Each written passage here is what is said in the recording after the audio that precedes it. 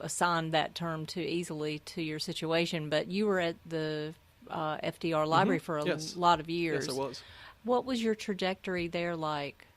It was really incredible because when I first joined as an archivist, and it was a very small, it's an archives and museum combined, with an education and public outreach component to it as well. It's run by the National Archives. The archival staff was maybe 5 or 6 people, and when I joined, I was the youngest person on the staff. This was in 2001. Which was great because I was really looking for a safe haven. I was just looking for a place where I could kind of lick my wounds from not having succeeded as a lawyer and to just kind of nest. And the supervisory archivist who was there was an historian first, and so he was really great at teaching me how to interact with the records and how to understand how they were maintained in the Roosevelt White House. And so he was really good at teaching me to kind of become the next generation of document whisperer. So over time, I evolved a subject matter knowledge that was very, very useful, not only as being an archivist, but being just as a member of the leadership team there. And so I was an archivist there until 2005. The supervisory archivist retired. I was a little reluctant to go for the job because there were people who had been there much longer than me, and I didn't want to be the upstart young'un.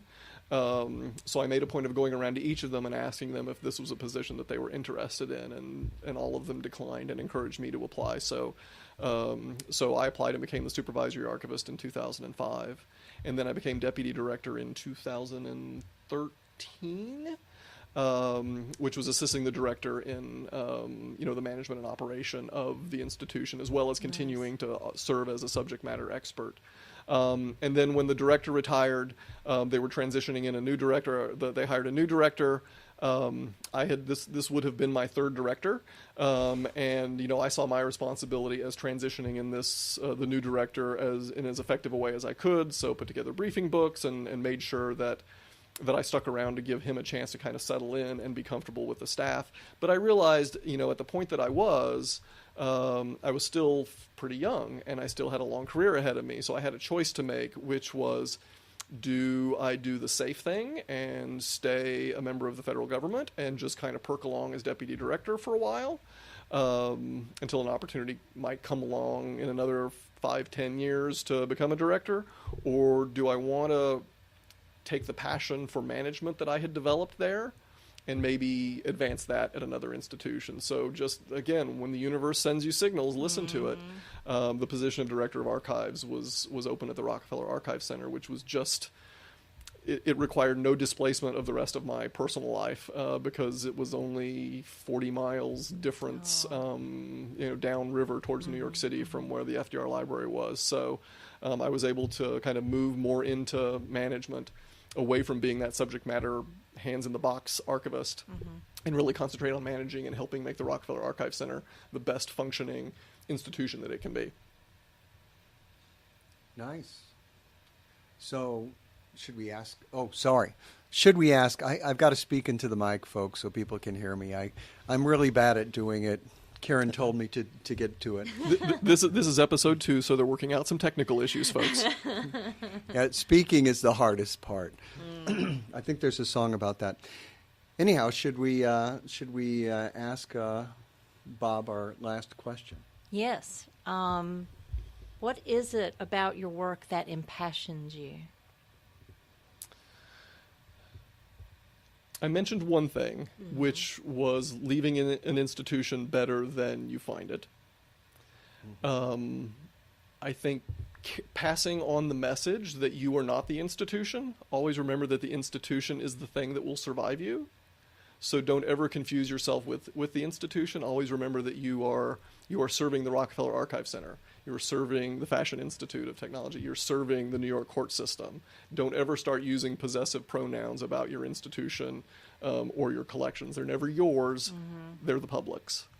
But I think the thing that I'm most passionate about now that I'm at the age that I can be passionate about it is something that my best friend and mentor, Lisa Lambert, taught me from the very beginning. which was your most important responsibility is to train the next generation of archivists to take over from you after you are gone. And so now that I'm at a point where I can be very involved in the hiring process and the mentoring process to bring people into the profession who have that passion for it, and to help them develop a professional development plan to move in the direction that they want to go, I often tell people, we can make great archivists, we can't make great people. So let's find the great people and then let's teach them how to be a great archivist. So if somebody that I've worked with at Roosevelt or at Rockefeller then goes on to another job somewhere, I want whoever hires them to know, wow, they worked at Roosevelt, they worked at Rockefeller. They're really top notch because we know what type of people they hire and what type of people they train and what type of people they turn out from there. So I really think it's helping develop the next generation of archivists is what I'm really passionate about.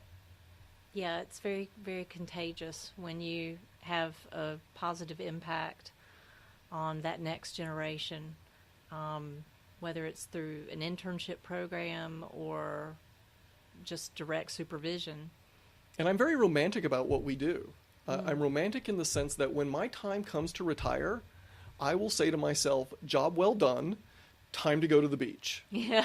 I do not want to be one of those people who languishes for way too long and everybody around them wishes they would just move on. I want to know that I brought the people up behind me who can take over from me so that I can go relax on a beach somewhere. So do you think it's hard for archivists to leave that behind?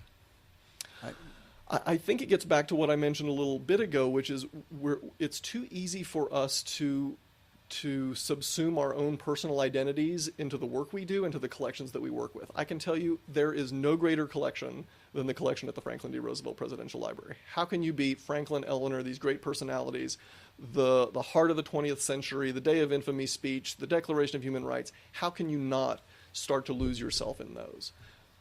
But it's not about me. It's about the records. And there was a time, it was time for me to move on, and I had to accept that. It was better for the institution. It was better for me to do that. And so you have to be able to disassociate yourself from your collections and from your institution. But I think it is hard because it's hard enough to explain what we do to people anyway. True. But when you start making those connections to great fashion, or when you start connecting it to a really cool court case that people can have some connection to, then all of a sudden you start to kind of lose yourself a little bit, and you always have to be really careful not to do that. I mean, I don't really, I don't worry about losing myself in that regard. But when a job's done, I just move on. Yeah. It doesn't matter Yeah. if it's a project or it's a role that I was in for 20 years. It just doesn't matter. Yeah. I'm here like I'm ready to go. And I don't know if that's something bred in me by having moved so often in my life, or just my practical nature. That, well, you know, that's done. I'm giving it to somebody else. They're in charge. I hope they do a good job. Yeah. And I'm ready to go do the next thing. Yeah. So, I mean, I left for this job, really excited for this job. And it's been much more interesting than I thought it was going to be. And I thought it was going to be interesting. But it is the job. It's a job, and I told people, you know, this is my last job. I mean, why would I go someplace else? It still has enormous amounts of work and challenges and incredible diversity. I just do all kinds of work. I just talk about the dirty stuff, but the amount of work and the kinds of work just keeps me going. Trying to get more staff ready to help and take on some of that work. But it's great. Eventually, you know, though, I'll just say, you know, it's time to retire. I wish you were going to retire too, Karen, but I'm going to retire anyhow. I'm going to stay home and I'm going to work on things. Yeah. One day. Yeah, I have no idea when it's going to be. All I can tell you is I'll be dead, people. That's all you can know. No. He'll be in a warehouse in a Woodruff file. Yeah. Woodruff files. Oh my gosh! And then in New York City, they developed a worse version of it, the Willis file, which I probably talked about the last time. Yeah. Just horrifying. The world is horrifying. You know, trying to get people organized. That's what you're trying to do. That's right. So here's the thing, people. We brought Bob down here to come talk to us because I was trying to find out when it might work, and he was in town today. So now we've brought him to New York City, the the capital of the world, on one of the most beautiful icy rain days New York has ever seen. And he's got to get all the way back to someplace in Connecticut. But you know what? New York never stops, so I knew that no matter what the weather was doing, we could still have this conversation. Excellent. So that's good. I did think for a second, wait, what if Bob doesn't show? And I said, that will never happen. I am sure he's going to show. Even though we, just for the record, shut down most of the courts in New York State today. So you stuck around for me. Yeah, well, I mean, I would still be able to do this. All it is a subway ride. It's not too bad. Another interesting anecdote, when I got on the subway, it was after working at 31 Chambers where I work, and if I take a subway, I head south. So I headed south. Whoops. Immediately, so quickly reaching my exit, because it's one exit away, that I didn't even know we reached it till they said, okay, next exit is South Ferry. And I said, oh my gosh, I can't do anything right. Habit. But it's habit. It was so Exactly. terrible. I said, oh, Jeff, in my head, I said, no, not up, down. And I went down the other stairs. This is what it's like. But I would like to say that it was great having you here, Bob. You were as great as I expect you to be. This was a lot of fun, and I hope that my involvement doesn't end with episode 2. I hope we'll get back together and have another conversation when Would topics love it. rise. Yeah, Would love it. we're going to have 4 mics sometimes. We only have 3 now. One that's sitting over there by itself because I forgot to bring in a certain cord. I just want to thank you all for giving Archivist voice. Our stories don't Yeah. get told, and people don't understand what it is we do necessarily, and how important a role we have in preserving our history and helping society move forward by understanding its history. So thanks for giving voice to us. Our pleasure. Thank you so much, Bob. All right. Yeah, thanks a lot. Ladies and gentlemen, that's episode 2. We'll come up with a title for it soon, so get ready.